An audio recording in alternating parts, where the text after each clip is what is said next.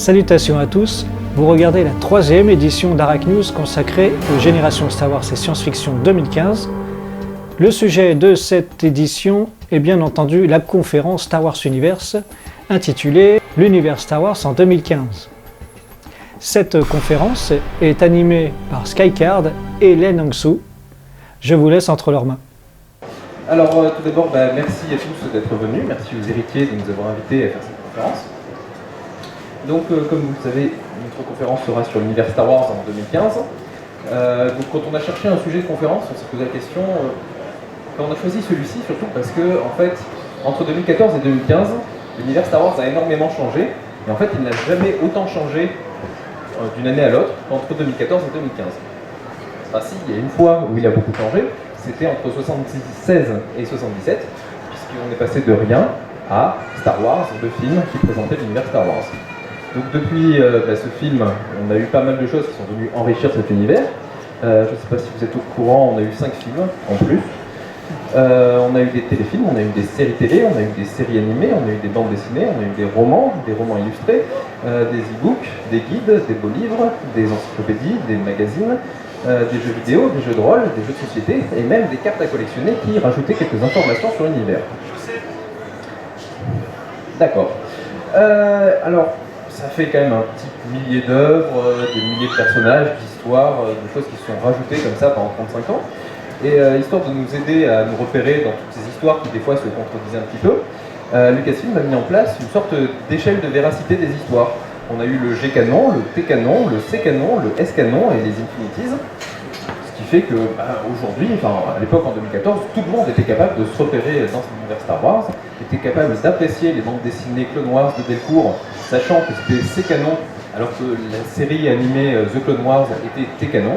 Donc voilà, tout le monde s'y retrouvait très bien, on allait très bien, jusqu'au 25 avril 2014, où Lucasfilm a décidé qu'il fallait peut-être simplifier un peu les choses, et ils ont en fait tout mis dans un placard, en disant que c'était des histoires qui faisaient partie de la légende de l'univers Star Wars, et que, à partir de maintenant, on allait découvrir un nouvel univers. Et donc, entre le 25 avril 2014 et aujourd'hui, il y a pas mal d'histoires qui sont arrivées, on a aussi les synopsis d'autres histoires, et c'est de ça que nous allons parler dans cette conférence. Alors, voilà. Heureusement, ils ont quand même gardé quelques petites choses avant de tout nettoyer. Donc ils ont gardé notamment les 6 films, bizarrement. On n'a pas gardé le Nouvel Ordre Jedi, mais on a gardé 6 films. Bon, si vous avez une explication, je veux bien l'entendre. On a aussi gardé la série animée The Clone Wars, qui fait 5 saisons et qui a été diffusée à partir de 2008.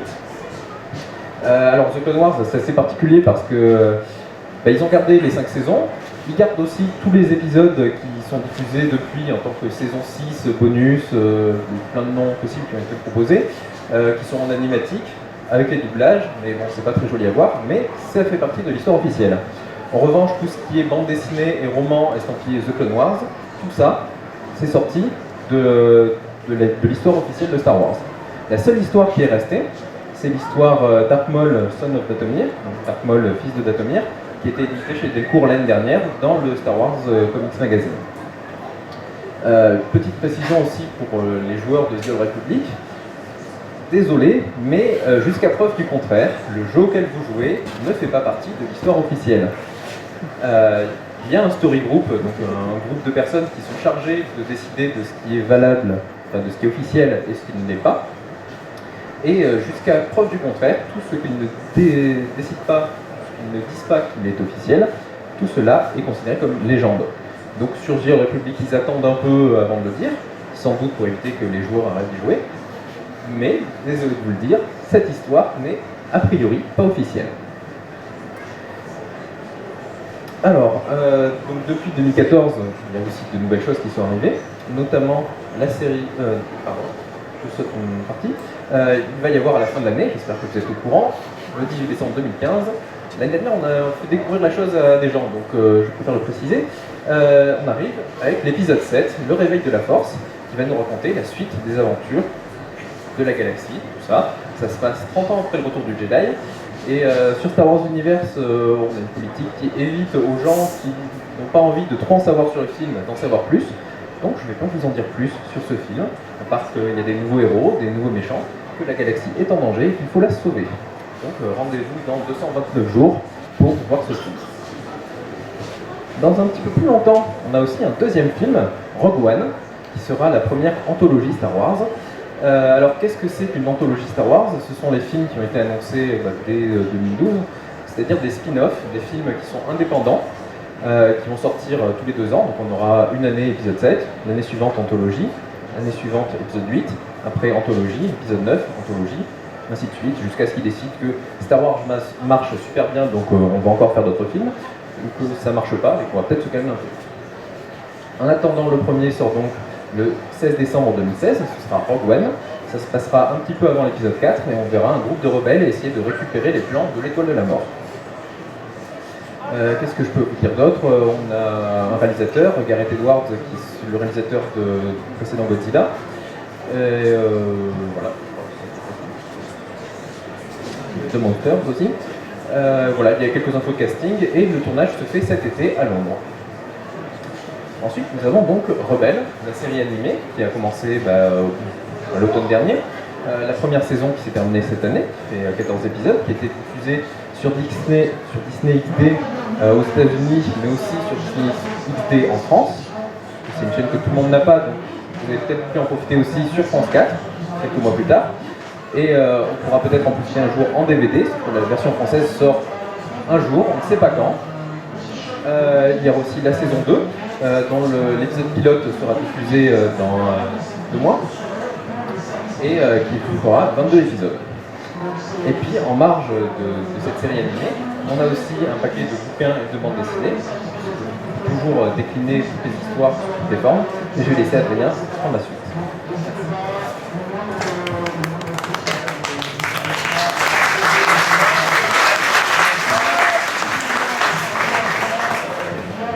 Merci. Donc The Clone Wars y avait eu droit à la fois une série, des BD et des romans, même des jeux vidéo. Rebelle, c'est la même chose. Il y a déjà eu un roman qui est sorti l'été dernier, avant même que la série commence. Une BD qui a commencé à sortir ce mois-ci, début du mois. Cette BD pour l'instant est inédite en France, mais on peut compter sur Panini pour la publier d'ici la fin de l'année. Des romans jeunesse qui sont publiés très rapidement en France, à la Bibliothèque Verte.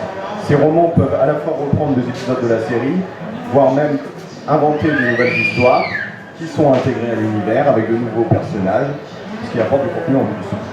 Il y a aussi une petite série de BD plus axée jeunesse, donc pas la même chose que la BD Canal. Cette fois, cette série BD va plus mettre en scène les personnages de la série télé. Vous pouvez la retrouver dans un magazine publié par Panini, mais ils en parleront sans doute après. Et aussi dans un tome qui sera a priori condensé, qui reprendra tous les récits publiés par Delcourt pour cet été. Donc maintenant, on va passer sur toutes les œuvres qui vont être publiées sur papier, donc romans et BD. Je vais vous les présenter par ordre chronologique de l'histoire plutôt que par ordre de sortie, c'est plus intéressant. Tout d'abord, Dark Disciple. Donc c'est un roman qui sera estampillé The Clone Wars, c'est-à-dire que quand la série a été arrêtée, il y avait déjà des scénarios de nouveaux épisodes qui étaient prévus. Ce roman va s'adapter de ces scénarios, va nous présenter une histoire originale qui aurait dû être dans la série, mais que, faute d'annulation de la série, on l'aura sous forme de roman, qui mettra en scène l'un des personnages principaux de la série, Asajj Ventress, celle qui était chaude, mais elle l'est plus. Et Quinlan Vos, tous ceux qui sont fans de l'univers maintenant estampillé Légende, donc qui a été mis au placard, le connaissent. Vous y avez eu droit assez régulièrement dans les BD édités par Delcourt. Mais comme The Clone Wars adorait récupérer les icônes, les personnages qui tenaient le plus au cœur des fans, ils avaient récupéré Quinlan Vos dans certains de leurs épisodes pour en faire un Jedi un peu casse-cou, un peu gamin. Et donc c'est lui qu'on retrouvera aux côtés d'Asajj Ventress dans ce roman qui sortira cet été, en anglais. Ensuite, donc en ordre chronologique, nous avons d'abord l'épisode 3. Ensuite, après l'épisode 3, nous avons le roman Tarkin, donc Tarkin qui suit le grand Moff Tarkin, qui n'y était pas à ce moment-là, donc plus sur sa montée au pouvoir. L'intérêt surtout de ce roman, c'est de présenter l'Empire.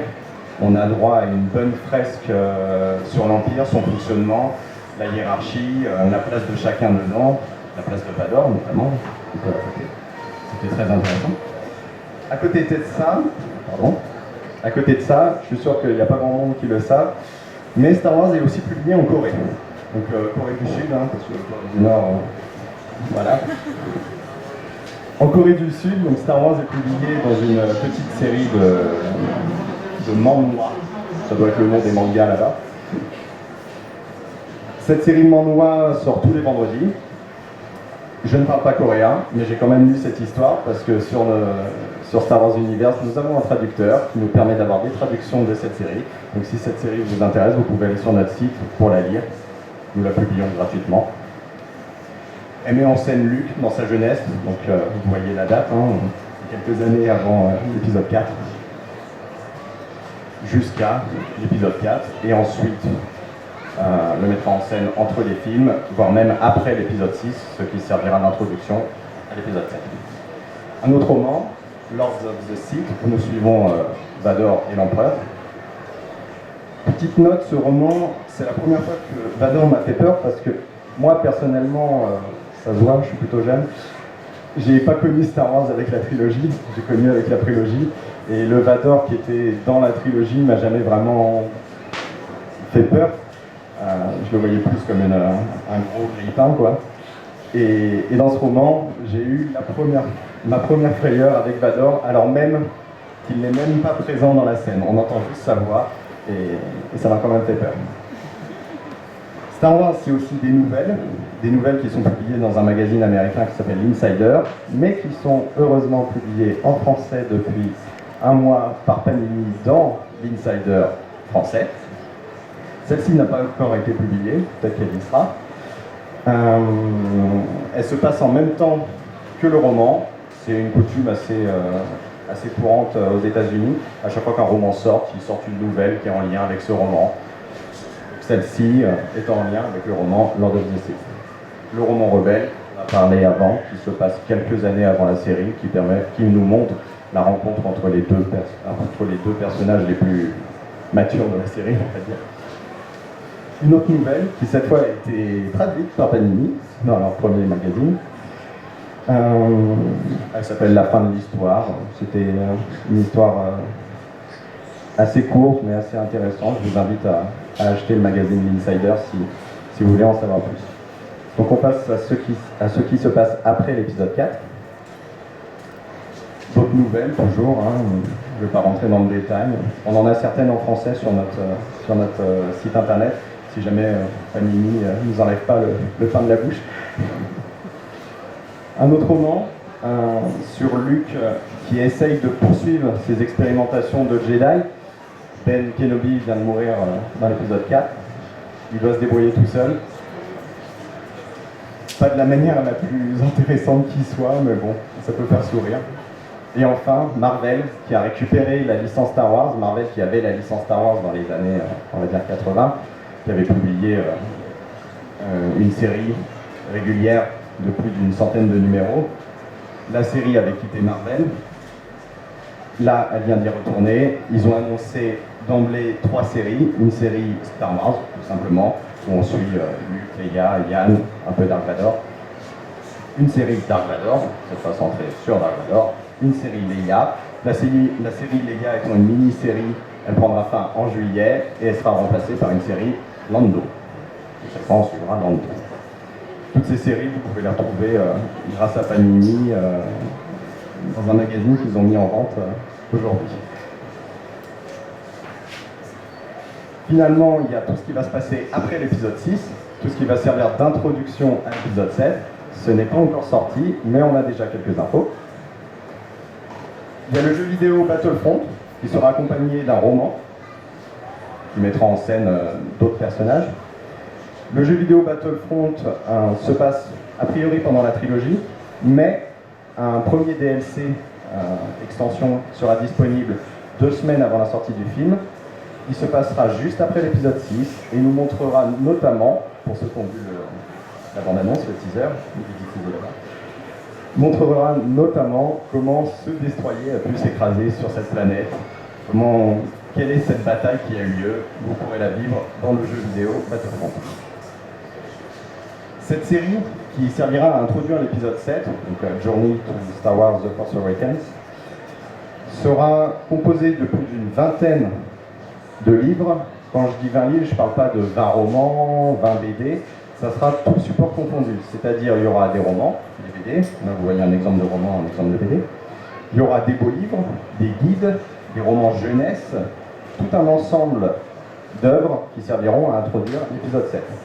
Là, on vous a mis en exemple ce roman et cette BD, notamment parce qu'il y aurait un lien entre les deux, comme il y a un lien entre le roman et la BD Rebelle. Là, c'est pareil. Il y aura un lien entre les deux, ça se passe juste après l'épisode 6 et devrait montrer comment l'Empire tente de survivre après sa cuisante défaite sur Endor.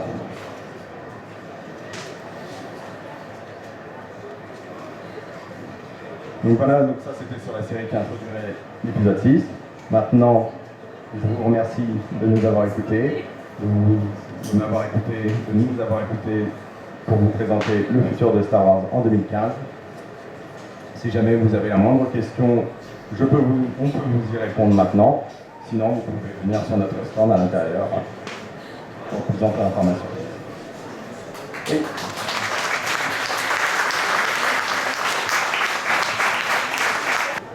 Sur quel support sortira Star Wars Battlefront? Donc il est prévu sur PC, PlayStation 4, Xbox One. Et c'est tout. Le spécialiste jeux vidéo là-bas, le sait. Voilà. D'autres questions? Voilà, cette édition est maintenant terminée. J'espère que ça vous a plu. Je vous donne rendez-vous pour une prochaine édition. Je vous donne rendez-vous aussi sur le forum Star Wars Universe. Je vous dis à bientôt et que la Fan Force soit avec vous.